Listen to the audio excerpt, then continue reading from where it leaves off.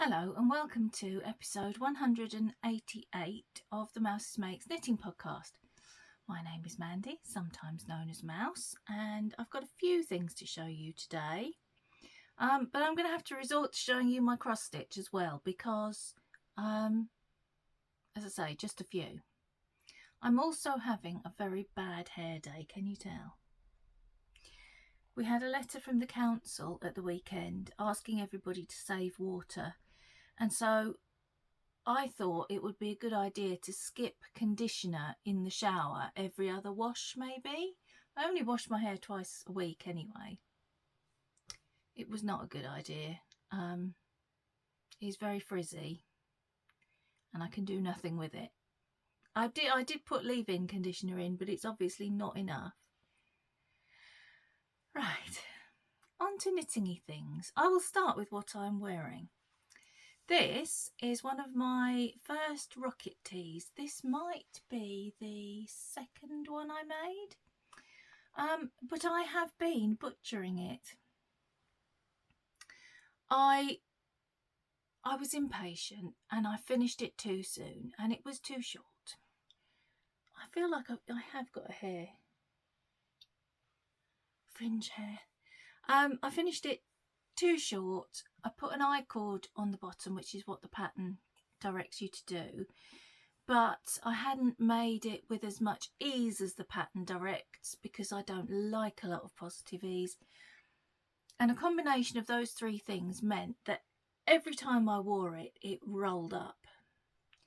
Didn't matter what I did blocking wise. When I washed it, I would turn the I-cord inside and pin it to try and stop it from whizzing up. Made no difference. And so for a year or two I've been thinking about doing what I have done, and I finally thought, I wore it the other day and I thought, you know what, this is driving me insane. I'm going to do the thing. So what I did was I chopped this much off it. I left 3 stripes, so I left that much. Put a needle through, left that much, and then chopped this off the bottom. Then I pulled back the 3 stripes that I'd left because I wasn't sure how much I was going to need for ribbing. I didn't know how much ribbing I was going to do, and I will show you the result. I might have to just stand up here. I'm going to be very close. I'm sorry.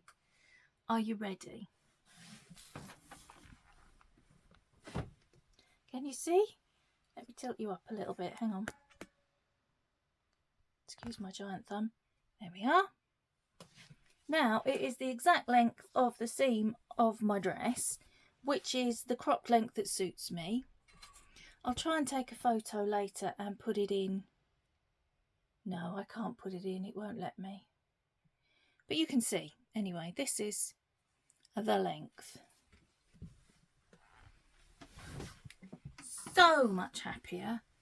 We'll wear it so much more often. And it's perfect for a day like today.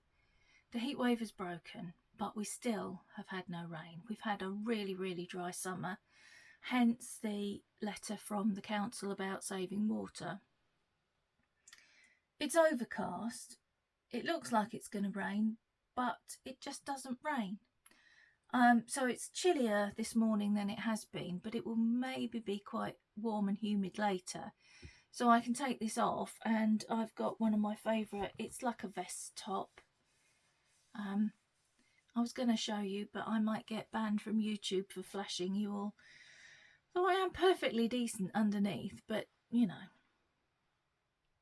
So yeah, rocket tee butchering has gone on. I did an episode a little while ago showing you all my rocket tees and all the adaptations I'd made after the first couple, and so I don't think I'm going to need to do this to any of the others, but this one is now quite a favourite. Right, knitting that I've actually done rather than chopping up my knitting. I've finished my tier. You might have spied it in the background. I am very, very pleased with it. I could have done another 4 or 5 rows. I had this much yarn left out of 200 grams and I was getting chicken, and so I started the rib and cast off. But I also discovered while I was casting off that I've knit the whole thing on the wrong size needle. I've been telling everyone how quickly it knits up because it's a 5.5mm needle and I've been knitting it on a 5. So it has less positive ease than it's supposed to. It fits a little, it's not skin tight, and it's not so tight that I'm uncomfortable, but it is smaller than it was supposed to be because I used the wrong size needle. So I think you can now see the little panel. I don't know if you can see. There you go.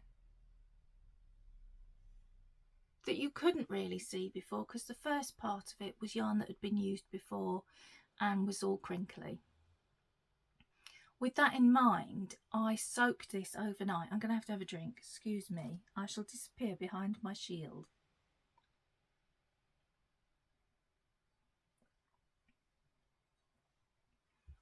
I have returned. Yeah, I soaked it overnight to be sure of getting rid of the crinkles, and then I put it in my little spin dryer, which Dave bought me as an anniversary present, second hand, a couple of years ago, I think, and it has been absolutely brilliant for taking stuff out the washing machine.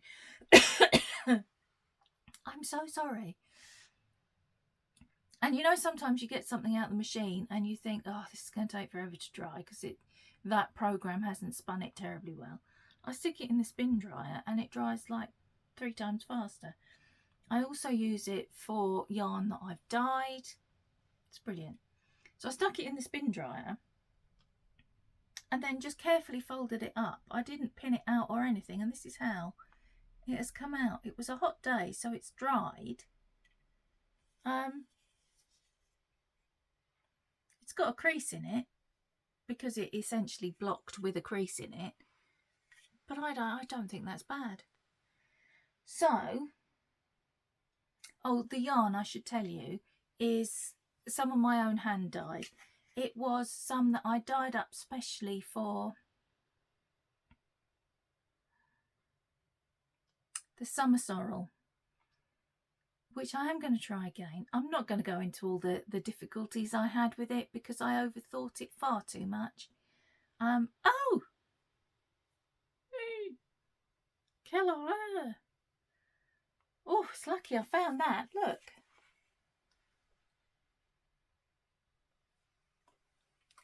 Let's catch him quick before he goes any further. I need a pin. Where are you? You'll have to do. I'll stick a little pink sheep. Well, it's lucky I've got a little bit of yarn left over then, isn't it? Because I'm going to need that to sort him out. Yes, so apparently I have a dropped stitch, which I did not notice until this very moment. Forgotten what I was saying. The pattern is called Tia, T-I-A, by This Bird Knits. It is linked below, and I really, really like it. I was afraid that the neckline would be huge because it is very stretchy. I was going to say I'll show you a photograph. Let me show you a photograph of it. It's not blocked in this photograph. I have literally just cast off and wanted to show my friends. Nope. The screen moved, so it's a bit dark, but so you can see it's not skin tight and uncomfortable, and you can see the neckline. It's perfectly acceptable. So, oh, actually, while I'm in there, I can show you some photos I took you.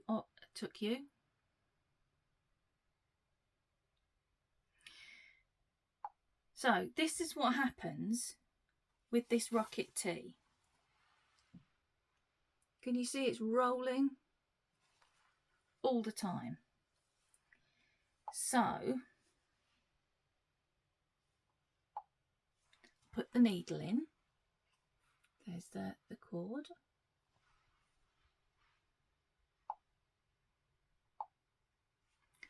Then I chopped it off.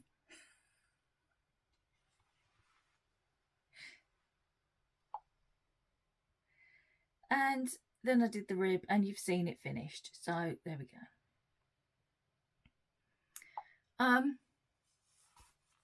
Right, before I talk about any more knitting, because I have this in my hand, it has reminded me, I need to give a shout out to a couple of podcasts that I watch. One of them is called Knitting in the Northwest, and it used to be called Trilogy Yarn. The host is Nancy, who used to be the dyer behind Trilogy Yarn. She has now retired and sold the business, and she's been podcasting under the new name Knitting in the Northwest for a few months, and recently she's been doing it with her friend Nettie as a co-host, who owns, I think, her local yarn store. I might be wrong about that. Anyway, I watched their podcast. A couple of weeks ago, they were going to run a book club within the store, and they asked for recommendations for books. What have we read recently that we could recommend? And I recommended a couple and didn't realise that there was a prize because I probably wasn't listening, and I won a pattern. So the pattern I chose, I will link Nancy and Nettie's podcast below, and a couple of other that I'm going to tell you about. The pattern I chose is the Awesomer Gossamer shawl by Stephen West. Now, I don't think you can see very well. I don't know if it'll let me. Can I get it any bigger?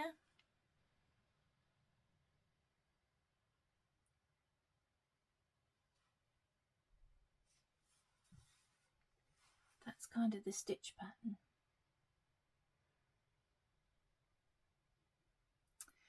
But it's knit in several colours of mohair held together to make them a fingering weight. I don't know if I'm going to do that. I have got lots of colours of acrylic mohair mix that I got from Temu. That I could do it with that, but I don't know if I will wear it, whether it might be too itchy. I might hold fingering weight with said mohair, or I might just do it in fingering weight and just, you know, put together a fade of fingering weight. That would work equally well. The stitch is similar to the bubble stitch, I think. Looking at the pattern, I haven't read it through. Why would I do that? I don't even do that when I'm knitting it, so why would I do it now?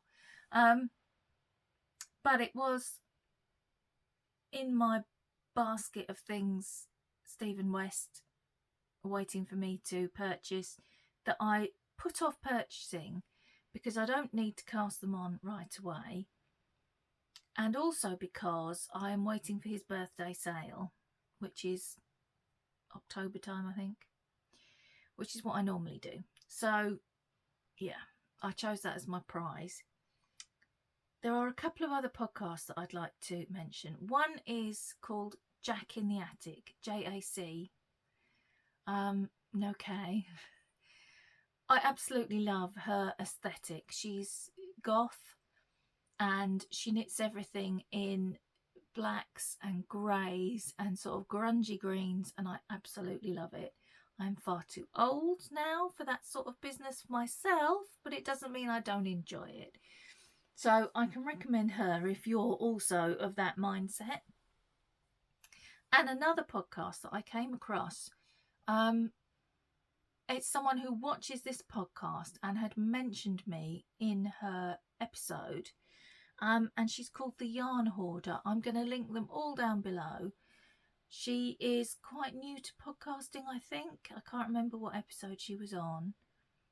But she doesn't have very many episodes or many subscribers. So go and have a look at those. And if you feel like giving...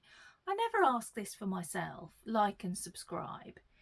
Because I feel like if you like it, you're going to do that anyway. So, but I don't mind asking it for other people. I'm sorry, I've just got to put some hand cream on. My hands are so dry. Now I'm going to have to talk to you for a minute while this soaks in because I can't show you anything. That was poor planning. While I'm on the subject of things that I'm planning to knit,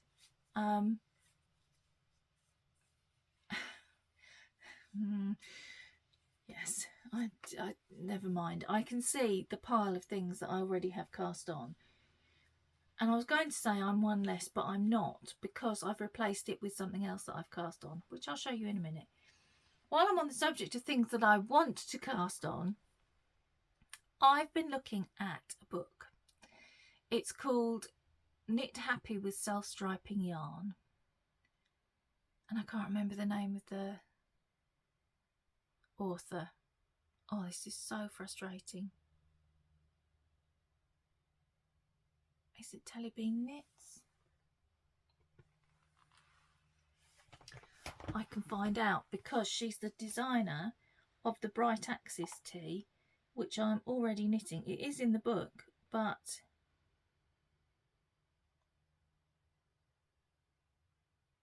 yes, Stephanie Lotvan, Telly Bean Knits. And I've been looking at it and I got myself into such a mess. I searched it and then somehow I ended up switching my Amazon from UK to USA, and I was getting in such a panic. Everything was in dollars. I couldn't figure out how to change it back. I have since figured out how to change it back. There's like a little flag up in the top right hand corner and you just click on that and change your country. So we're all okay. But anyway, I didn't buy the book because I could only find it in the US and I had trauma. So I was telling my friends about it on Zoom. This bit's escaped. And one of my friends said, oh, I've got the book and I've never used it. Would you like it? And I said, oh, no, because it's fairly expensive. Anyway, 2 or 3 days later, the book turned up. And I've had a look through it several times. It is full of little pieces of paper. It's downstairs, so I can't show you. I think I've counted 25 patterns in the book, and I want to knit 17 of them. As in, I seriously want to knit 17 of them. They're all done with self-striping yarn, of which I have 1 or 2 balls. Self-striping yarn being like my guilty pleasure. So there will be some casting on occurring. There's one shawl in there that I particularly want to get the yarn for at the Southern Wool Show. This is really bugging me. Because look, it's come out and then it's just, why can't it curl the other way and then it will poke back in? I should rename this podcast really to Mandy's Hair Trauma.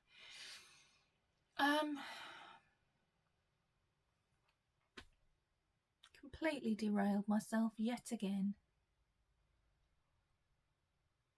Yes, there are 3 skeins that I want to get at the Southern Wool Show for this particular shawl to make sure that I get them all going together. I think I got a bit overexcited there. I'd lost the power of speech. Anyway, now that the hand cream is soaked in, I can show you some things. Having finished the tier, I immediately cast on another one, which is a habit I have, you may have noticed. So this one, the random bit of thread stuck to it, is, I didn't know whether to do the little lace panel or not. And in the end, because it's quite busy yarn, in the end I thought I'm going to, and I really like it. Whether it'll get lost in the whole sweater eventually, I don't know, but I like it nonetheless.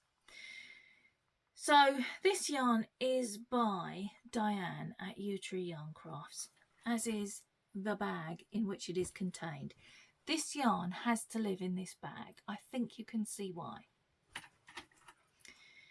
I bought this yarn 2 years ago, it turns out, and this is the third project it has been in.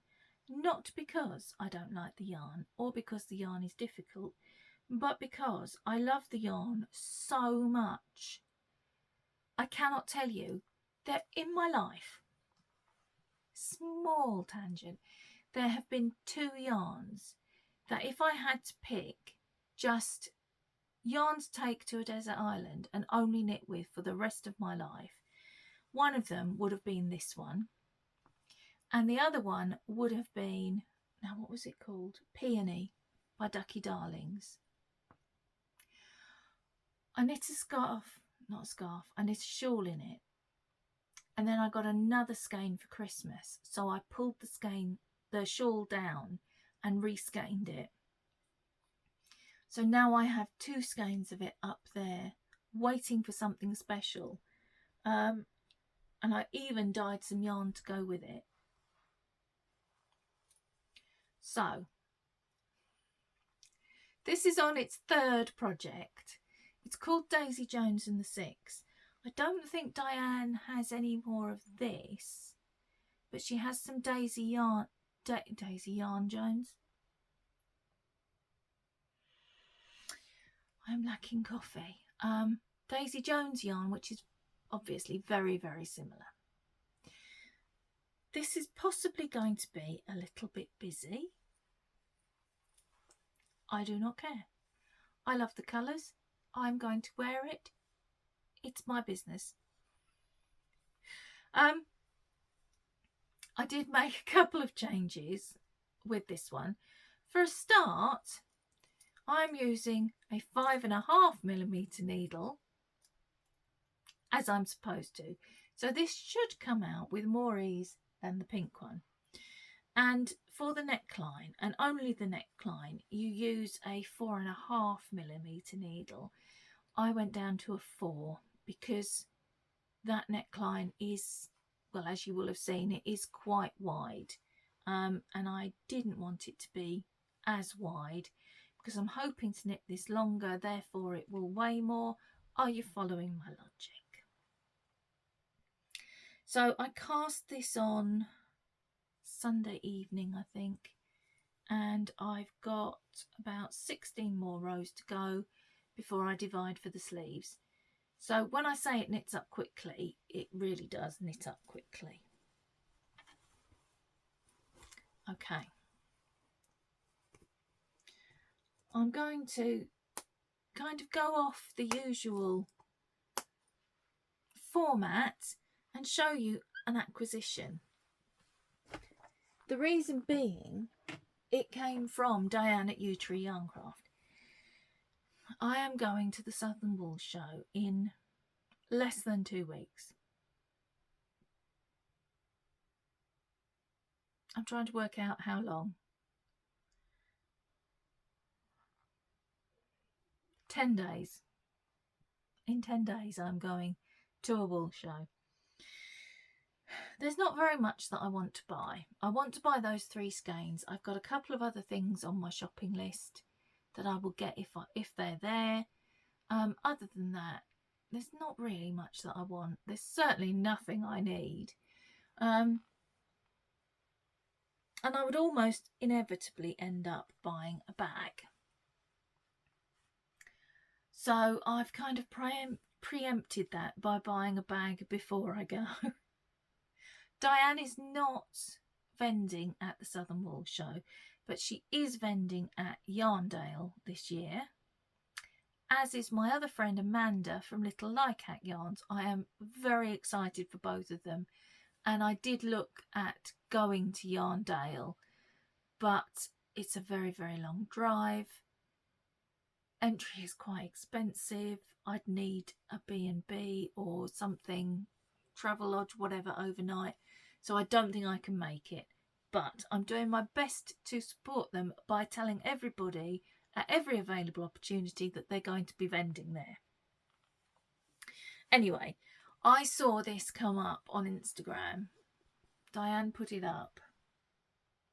And I had to have it. And I had to have it there and then. And I rushed straight off to Etsy, which is where Diane's shop is online.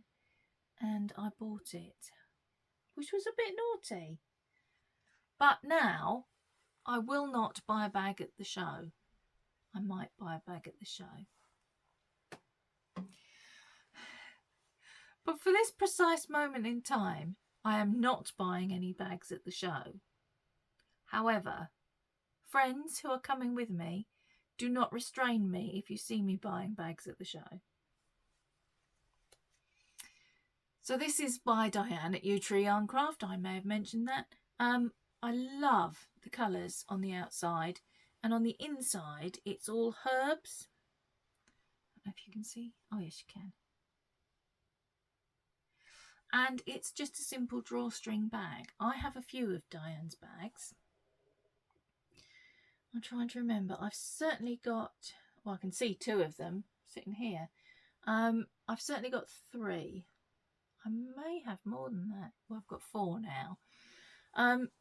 But they've all got zips in, and I'm just finding I cannot stand the feeling of zips. I've always had a problem with it, but recently it's got much, much worse. So what Dave has been doing is converting all my bags that have zips. As I use them, he's converting them into poppered ones for me. It's just one of my things. It's a sensory issue. I can cope with big chunky zips because they don't vibrate the same way as you pull them. But small tooth zips, the vibration goes into my fingers, up my arm, into my teeth, and I spend about an hour going because I want to get the vibrations out. That's probably more about me than you need to know. With the bag, moving on from embarrassing myself, Diane always sends like a little sample of yarn, certainly to me. I assume she does it for everybody, and she's put in this. Oh, look at this.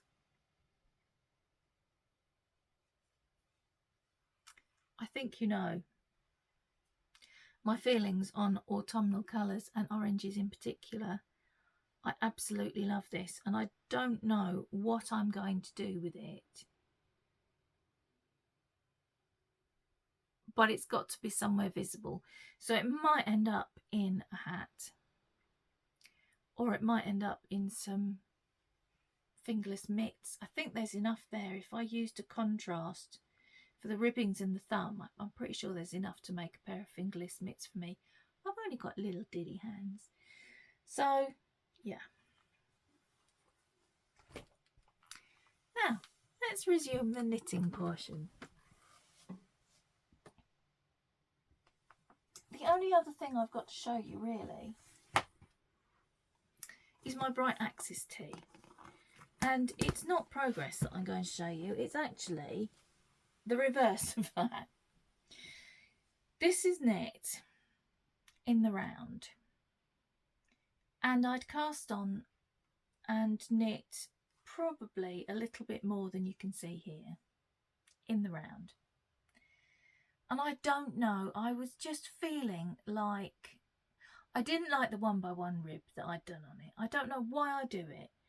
1x1 twisted rib is okay. Ordinary 1x1 rib, I just don't like it. I prefer 2x2. So I thought I might pull it down and put on a 2x2 rib. And I was chatting with Mandy Vaughan, who has the Diary of a Sweater Knitter podcast. I'll put that one down below as well.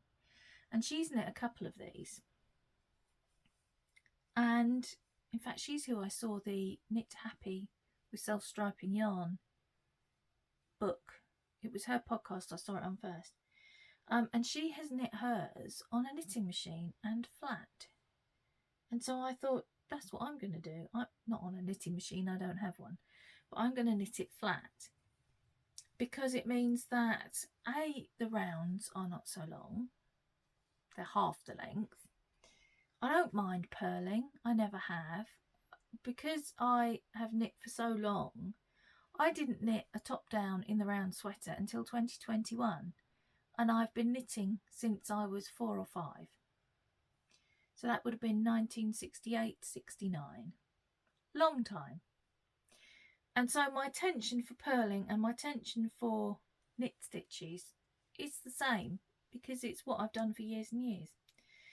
So I took it off the needles, and having taken it off the needles, I was very glad that I did, because I think you could have fit me and Ewan in there. I was almost certainly going to run out of yarn because I'd cast on far too big a size, and that, I wonder whether subconsciously I realised that by how long the rows were. Anyway, I've cast it back on flat. So this is the back, and I think what I'm going to do is knit the back and the back yoke, and then the front and the front yoke.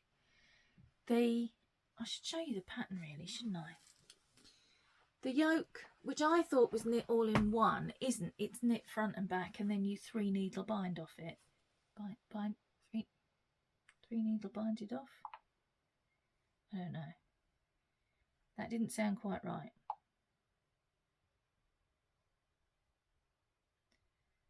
So this is what it looks like. So I thought I'll do the back and the back yoke and the front yoke, and then I'm getting to the interesting bit with the stripy yarn more quickly, and there's more chance of me getting it done. When I originally cast it on, my plan was to wear it at the Southern Wool Show. I've got 10 days. I don't think it's happening. So the main body of the sweater is being knit in this green, which is Country, I get this wrong, so I've got to look, Country Classics. They don't do this colour anymore, which is absolutely heartbreaking because it's one of my favourite colours.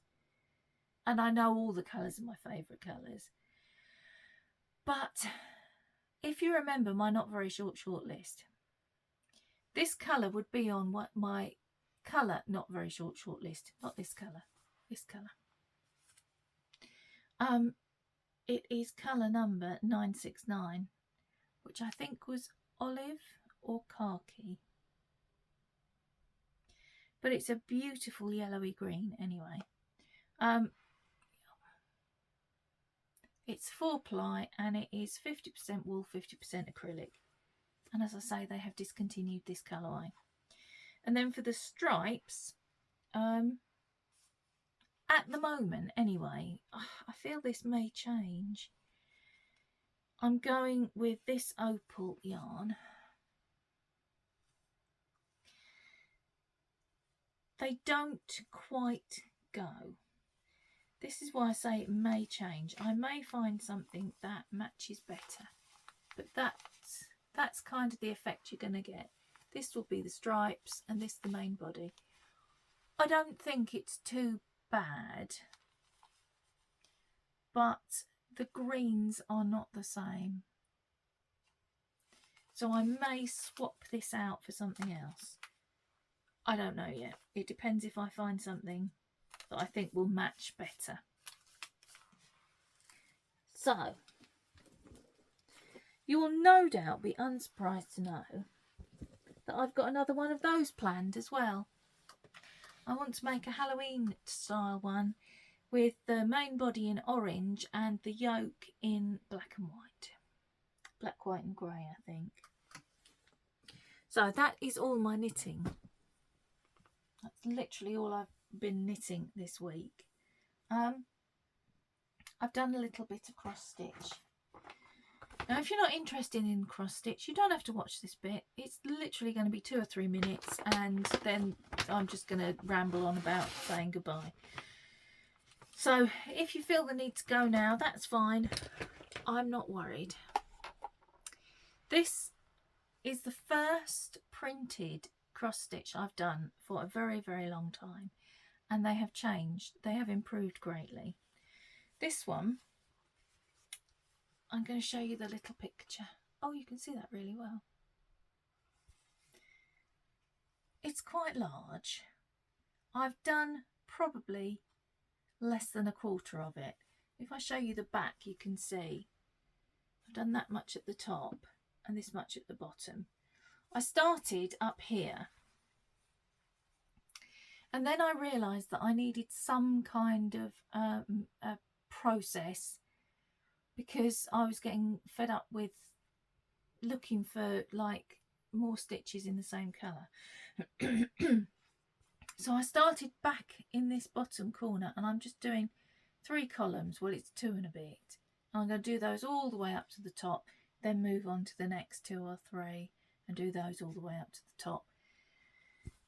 The reason I've chosen to do it from this corner up is because when I'm working on it, I don't put it in a frame. I just roll it like this. And I thought, if I start on this side, I won't be crushing my stitches all the time when I'm working on it.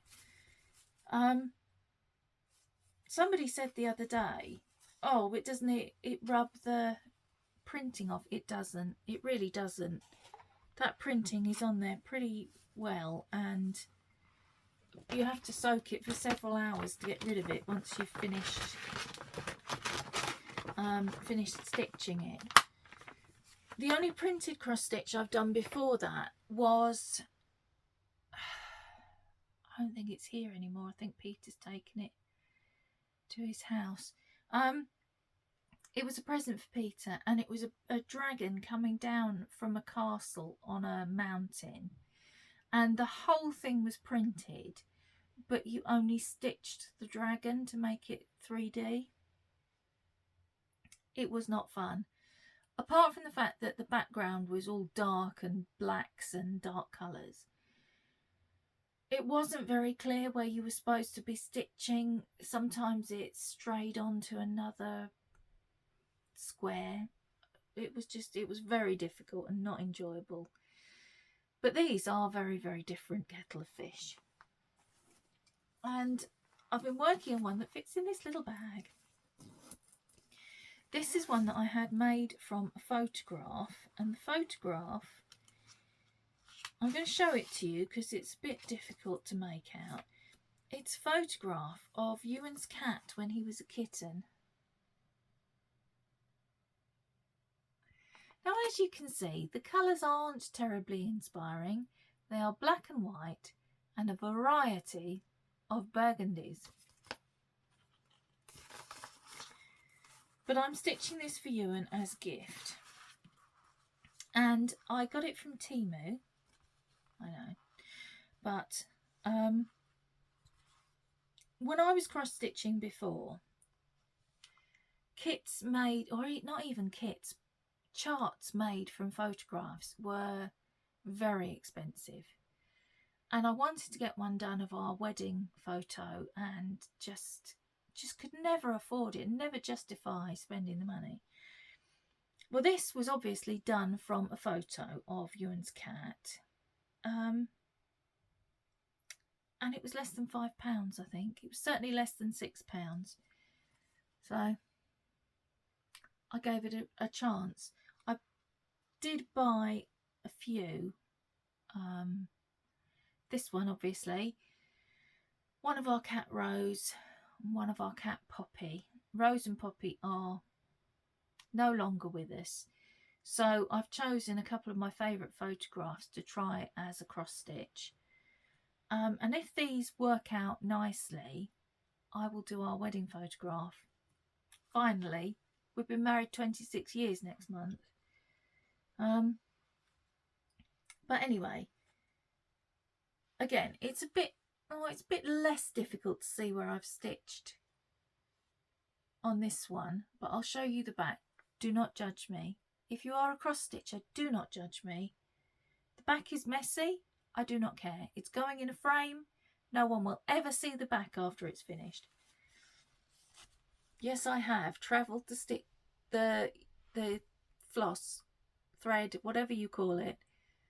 I have travelled it long distances. I do not care. I don't know if you've seen her on Instagram, but there is a lady and she is president of the We Do Not Care Club, and I'm a member of the We Do Not Care Club. It's for ladies who are in the perimenopause or, like myself, postmenopausal, and we do not care. We do not care that our threads are not supposed to do that. We do not care that we are not supposed to enjoy gothy type knitting podcasts. We do not care that we didn't put conditioner in our hair and now it's out of control. There are many things I do not care about. Right. A brief life catch up. Ewan had a big show this weekend. It was actually on the local ITV news.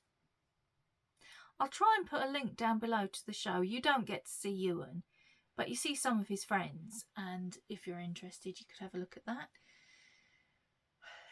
It was very hot. The sun was up from first thing in the morning till it went down at night, like the sun generally is. But what I mean is it's not overcast. And he has my skin. So he was very careful with his sunscreen. Reapplied it several times. What he didn't realise though was that his shirt at the back, he'd put it round his neck but he hadn't gone down, and so he's got kind of a half moon just below the back of his neck that is a bit more purple than this. It's actually got a couple of tiny blisters on it. It's really sore. So I've been treating that with Sudocrem, and yesterday he'd had a long weekend to prepare.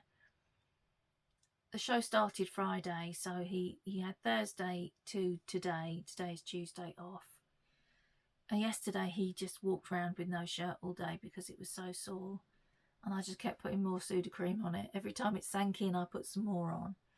He'd also got a little triangle here. That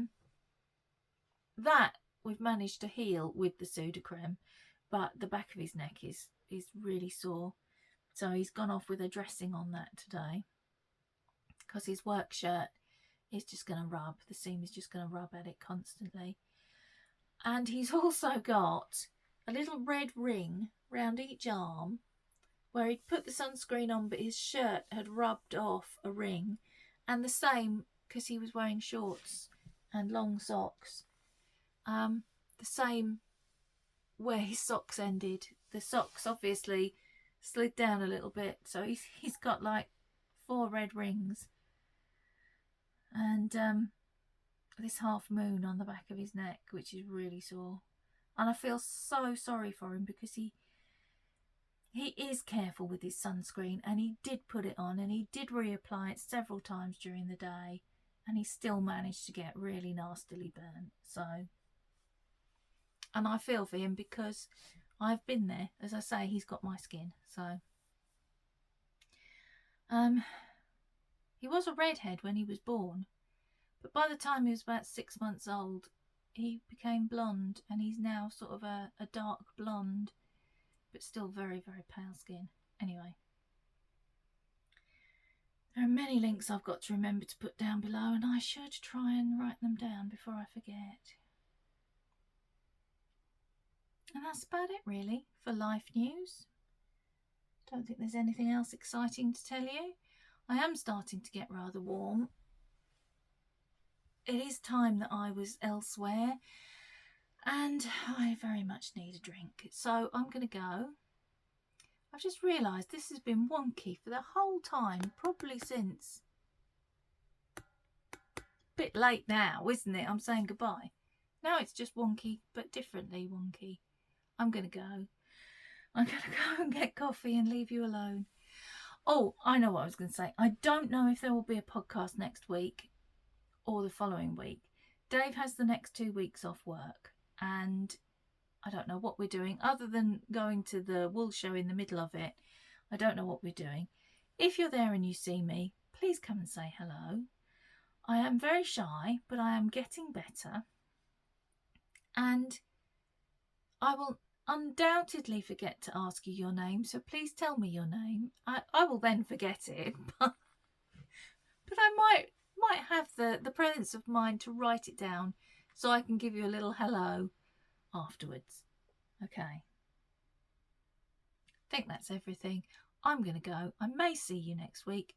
I may not see you for a couple of weeks. Don't worry if I don't. I dislike the fact that I've made it even more wonky, so there's no happy medium. I don't know what's going on. Maybe it's the wall that's wonky. I'm going now. Bye.